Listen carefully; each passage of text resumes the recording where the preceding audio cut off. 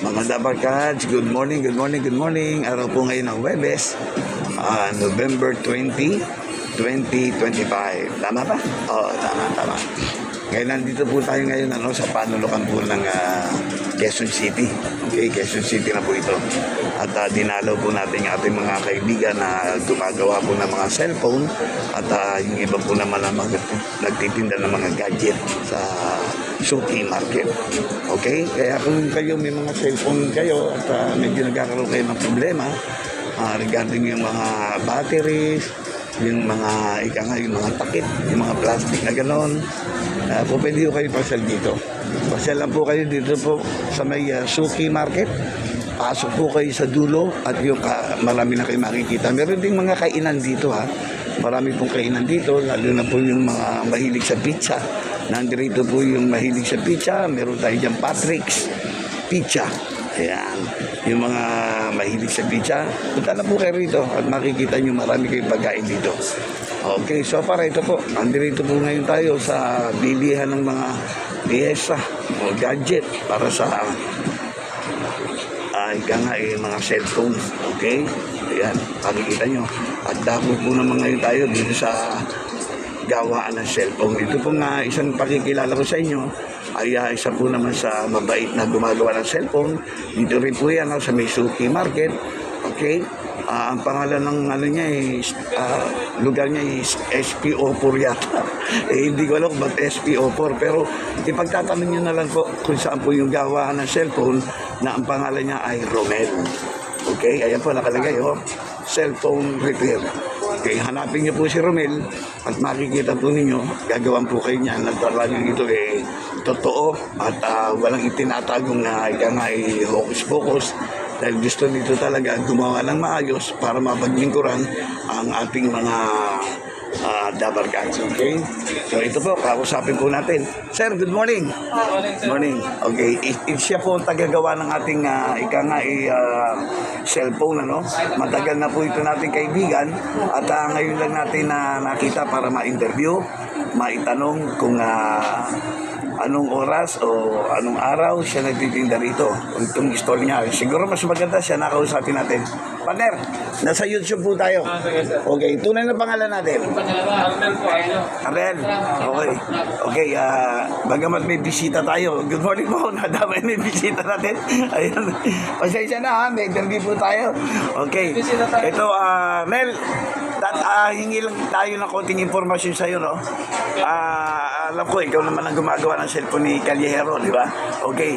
Baka pwedeng meron kang ipaliwanag o imbitahan yung mga magpapagawa ng cellphone. Sige, Mel. Paliwanag ka muna. Ano masasabi mo sa Anong klaseng paliwanag? Magpapagawa. Anong klaseng cellphone ang ginagawa mo? Lahat ng sira ng cellphone, nagpagawa kayo dito. Suki Market. Ano pa? Suki Market. Okay. Dito sa paggawa mo na ang cellphone dito, no? Gaano katagal ka na gumagawa? Matagal na, sir. Approximate mga ilang years? 8 years. 8 years. 8 years na.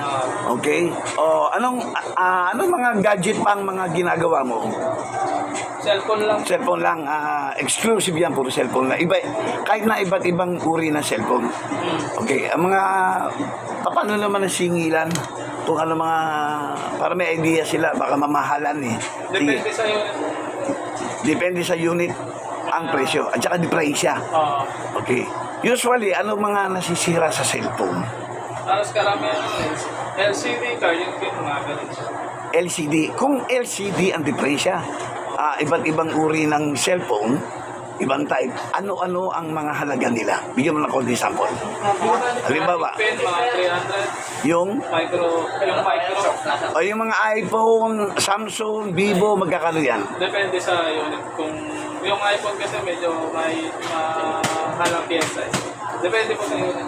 Depende sa unit. Pero mga sample lang, mga estimate.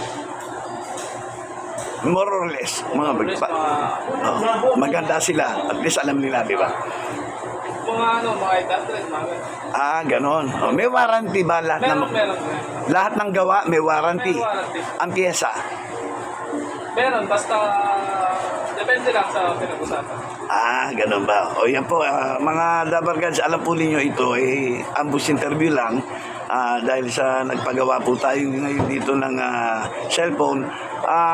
Nel, ano ba ang naging depression ng cellphone na pinagawa ko sa'yo ngayon? Ay, ano yung depression yan? Sa charge, ayaw mag-charge. Ayaw mag-charge. O ngayon, ano ginawa natin? Pinalitan mo ng charger. Charger lang. Okay. Ang tatak ng charger mo, Alibaba, di ba? Okay. So, definitely, yung talagang charger na dati kong ginagamit, wala na. Wala na po, sira na. O, yan ha. O, yan. Sira na talaga. Wala na tayong magagawa. Sige. O, yun po, no? Pinalitan natin ng medyo nilinis pa niya, inayos pa niya yung mouthpiece. Di ba? Yung pasukan. Kasi usually, di ba, masama yung papalit-palit ng charger? Pag nakasaksak ka, pag ginagamit. Oo. O, so, ano pa masasabi mo? Dagdagan mo. Sige. Yung gusto sige, imbitahan mo na rin gusto magpagawa. Sige. So magpagawa dito lang sa Sogay Market, Dapitan, Quezon City. Pwede ba magpa-reserve kung pupunta? Hindi, wala. Wala kang cellphone dito na para makontak ka. Walk-in lang. O, yan po, walk-in lang tayo. So, ulitin natin kung anong stall ka. Sige, ulitin natin kung saan ang lugar at Sa stall. Spine area, Sa SPO4, SPO4 area, Suki Market, pasok sila sa loob. sa loob. Dire-diretso lang. Sa dulo, ayan o. Patabi ng yan, dato. Oo. Basta sa dulo, kanan Okay. ng pasilyo. Tama? So, maraming salamat. Kahit ambush interview lang, sana tumagal yung ginawa mo, ha? Sige. May warranty ba yung gawa natin? Meron naman, sir. Yan. Yes, si Ernel. Ika nga, sabi ko nga sa kanya, dapat dito talaga, tiwala, di ba? Kasi kung gawa ngayon, sira bukas, paano mangyayari? Wala. Sira ang hanap buhay. So, meron tayong pinangahawakan. Nela. So, maraming salamat sa interview. Pasalamatan mo yung mga nag-ano sa'yo. Maraming salamat. Kung gusto nyo magpagawa, dito sa Sogay Market. Hanapin lang si Ako. Arnel. Pangalawa, yan. Yung mga Dabarkads, yan ang update natin ngayong araw ng Webes. Dito po yan, sa Suki Market. Si Arnel, ang cellphone repairman. Thank you so much, Nel. So much, sir. Okay, God bless you and good luck sa hanap buhay, ha? Okay, stay safe. Bye-bye. Okay, lingon naman dito, smile. Parang hindi marunong ngumiti. Isa pa. 1, 2, 3, go!